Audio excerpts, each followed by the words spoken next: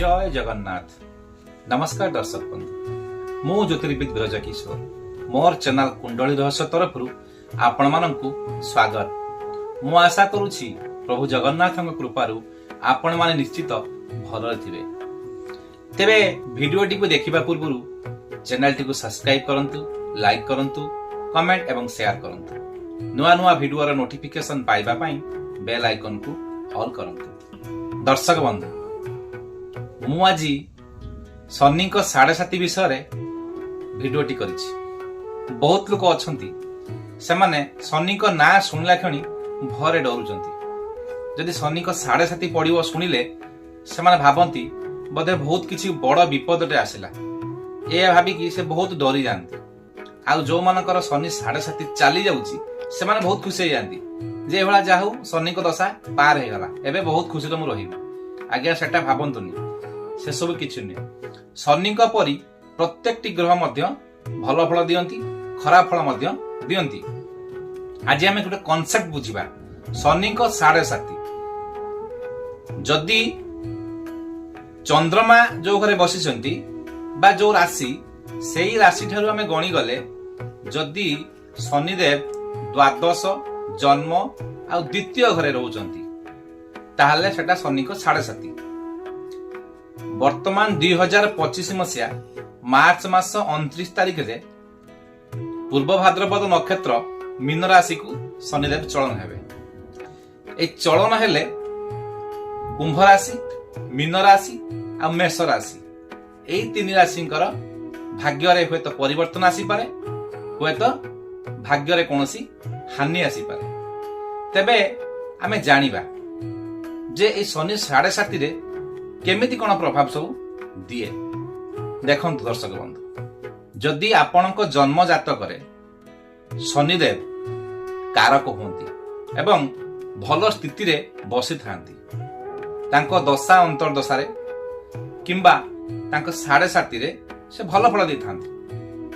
आउ जो जातक रे शनिदेव अकारक ग्रह होई थांती एवं भल स्थिति रे बसी न थांती, सेही परि जातकंकु से किछि खराब फल मध्य देई थांती।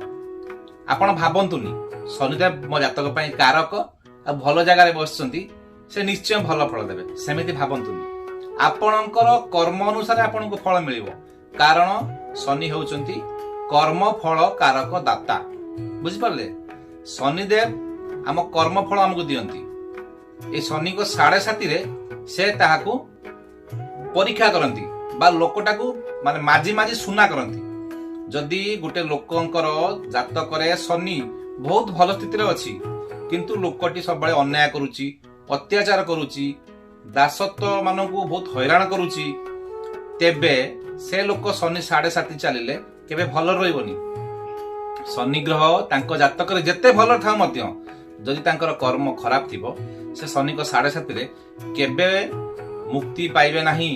आउ जो व्यक्तिंकर शनि खराब स्थिति अछंती किंतु से दयाशील, दासवत्सल आउ कर्मीमान आ केबे भी कोनोसी परर कूट चिंता करंतिनी, शनि को 7:30 एमिति आसीबो एमिति जीवो से जानि ही पारिबेनी। कारण शनिदेव सेही लोकंकु भल पांती जो लोक न्यायवान, दासवत्सल एवं सचोट स्वभाव रही थांती, सेमानको शनिदेव भल पाई थांती। तेणु आपणकर जदि कुंभ राशि, मीन राशि एवं मेष राशि होई थाए तेबे आपण आपणकर स्वभाव को बदलांतु। आपण कोनोसी दासत्व लोकंक ऊपर अत्याचार करंतुनी, टंकाटे खर्च करी 5 टंकार काम उठांतुनी। आपण ठीक ठाक काम करंतु, न्यायपरायण हुंतु। देखिबे आपणकर शनि 7:30 हेले मध्य आपणकर किछि असुविधा हबनी। तेबे आपण जानि रखंतु, कुंभ राशि व्यक्ति मानक पई वर्तमान शनि जन्म रे अछंती किंतु 2023 मसिया 29 तारिख परे द्वितीय घर को प्रवेश करिवे। ठीक सेही परि मीन राशि वालांग पई शनि जन्म शनि होबा को जाउछंती। मेष राशि व्यक्ति मानक पई शनि 7:30 आरंभ हबो। तेणु भय न करी आपण ठीक ठाक कार्य करंतु एवं शनि को 7:30 रे आपनकर किछि असुविधा हबनी। एबे मते विदाय दियंतु। ରହୁଛି ଦର୍ଶକ ବନ୍ଧୁ, ନମସ୍କାର।